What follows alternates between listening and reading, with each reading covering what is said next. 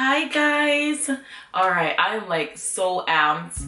I just want to say thank you all for subscribing to my channel, and my name is Ruth Naomi Mitchell and I am the founder of FAR. I want to say hey pastors' wives, I see y'all over there. Thank you so much. I'm really excited because being a pastor wife, and this is the reason why I started to talk about being a pastor's wife and wanted to help pastors' wives, because it feels like a lonely road out there, to be honest, and I feel as if the networking is just not there. You just feel like you're a pastor's wife. What should I do? What am I expected to do? Or, you know, this is our little community where we can, I don't want to say vent, but we can just express and be us and meet other pastors' wives. Who knows? I'm really enjoying you guys. All right, guys, I wanted to really do this video, and matter of fact, if you are out there and you're watching this video and you've been watching us, why are you not subscribed yet? Come on over to the FAR fam, okay? We do lifestyle videos, my hair care videos are coming back, y'all, okay? And we do so much more here. FAR is not just about building courtships and marriages globally anymore. We're building the kingdom of God globally.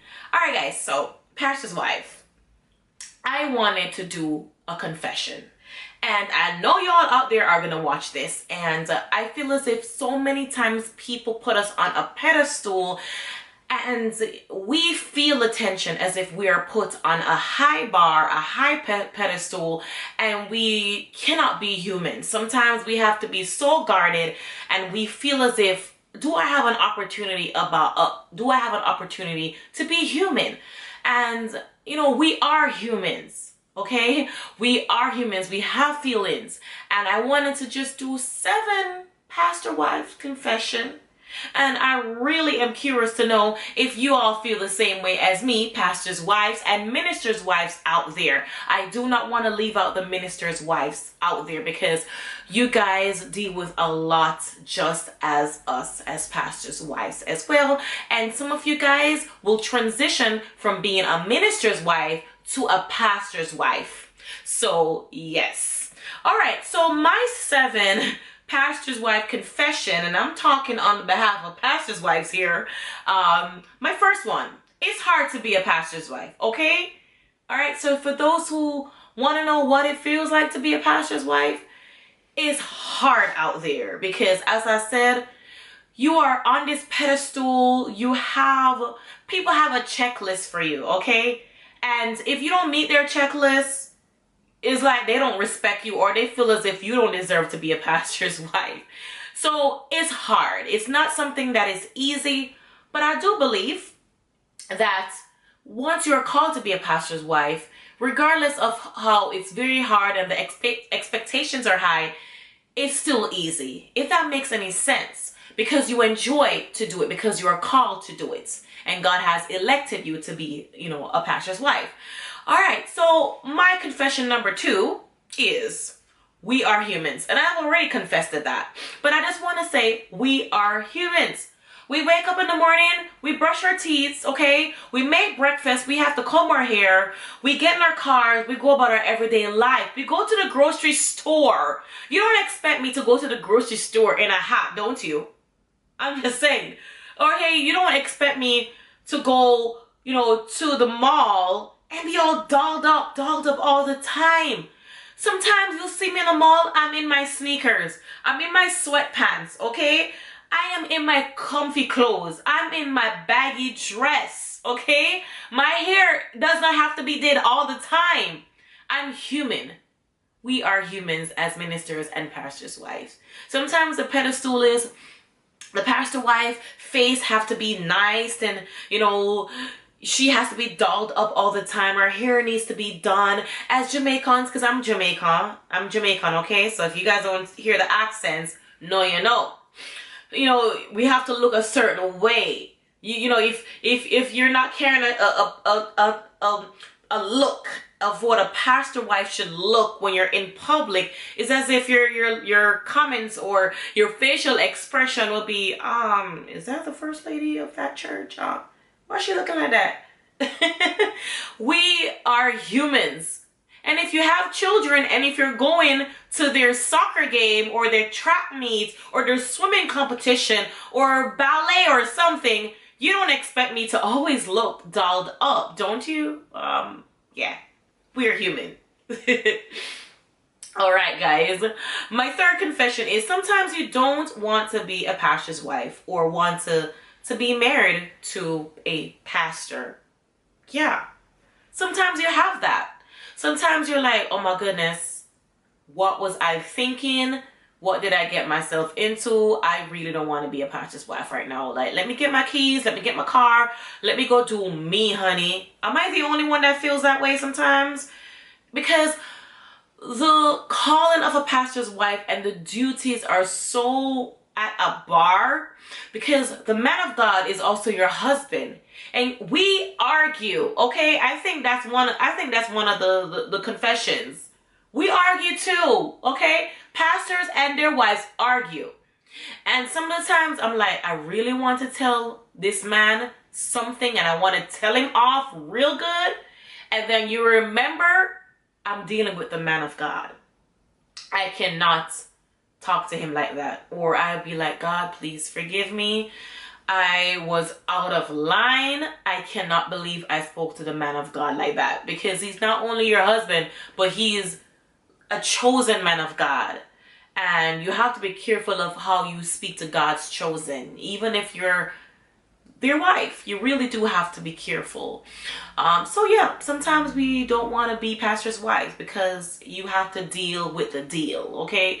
You can't hide away from reality. You got to deal with your husband when he's miserable and he's not so perky. You got to deal with him when he have to deal with congregation and there may be an issue that arises, and then he comes home and then that issue is up on him and you have to deal with that. So you're dealing with him not just as your husband, but as a pastor as well, because he brings home pastor's things. And I know some of y'all may be thinking he shouldn't bring home the stuff from the church, but he is human. So, and I'm his wife and you're his wife. So he comes home and he needs to express. I don't want to use the word vent, but you have to listen. And sometimes you don't want to deal with it. You just want to deal with your husband. Okay? But yeah. My other confession, I don't know what number I'm on. Number 4, we don't know everything. It's as if we have to know everything. No, we don't. No, we don't. We are also a sheep in the congregation. And there's things that we have to learn, not just as a pastor's wife. That's a whole other video, guys. As I've been doing the video series, if you guys have not caught up on those secret series, go ahead and catch up on them. All right?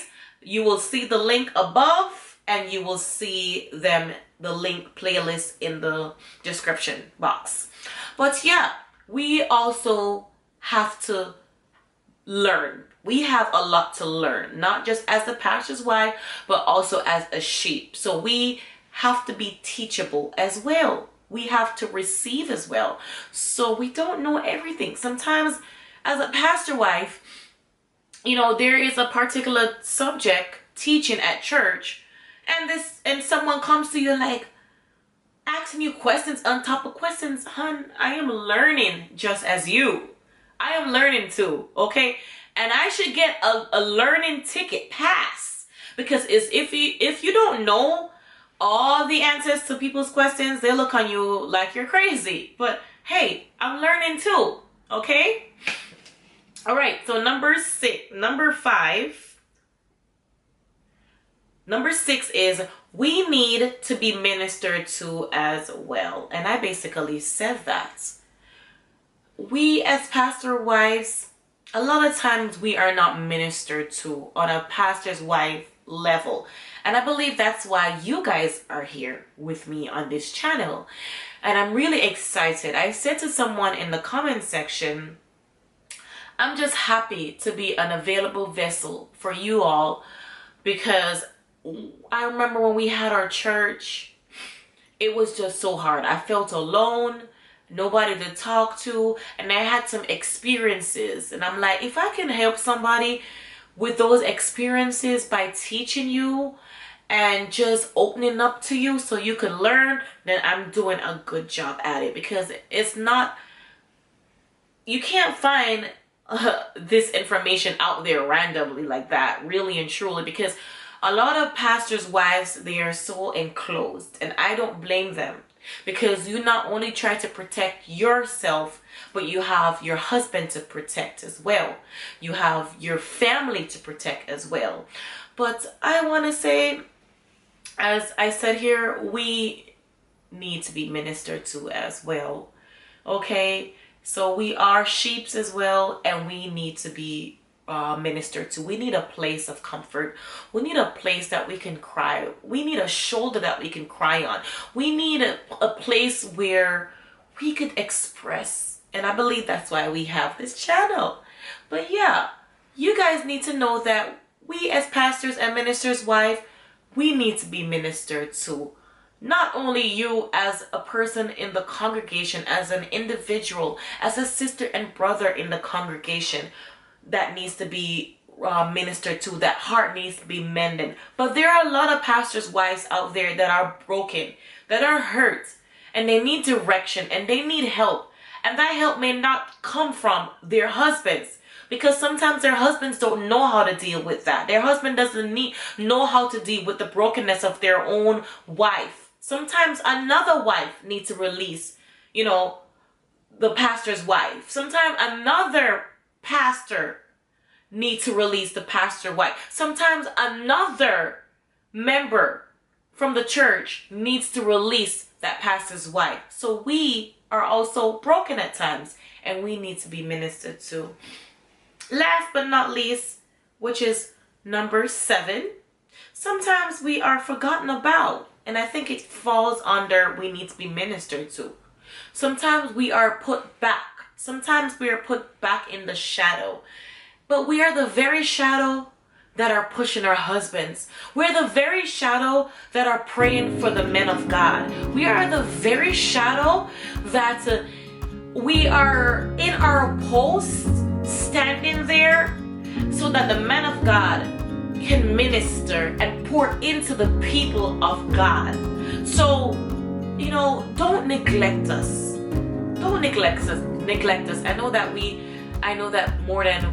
that not only pastors' wives and minister wives out there that watch this video, but next time when you think and you see your pastor's wife or you see a minister wife out there, encourage her.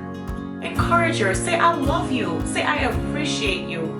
Because we are always sometimes in the back burner, and sometimes it's as if we don't have a gift, or we are not anointed, or we don't have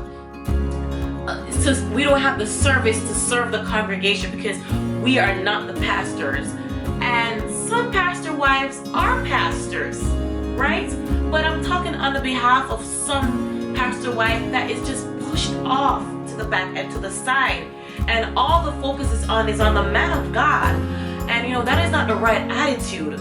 We should not treat our pastors' wives like that. We should honor them, we should love on them, and we should make them feel as if they are valuable, because they are valuable and they are of great value, because they are the woman that stands beside the man of God. Alright, y'all, girl is done.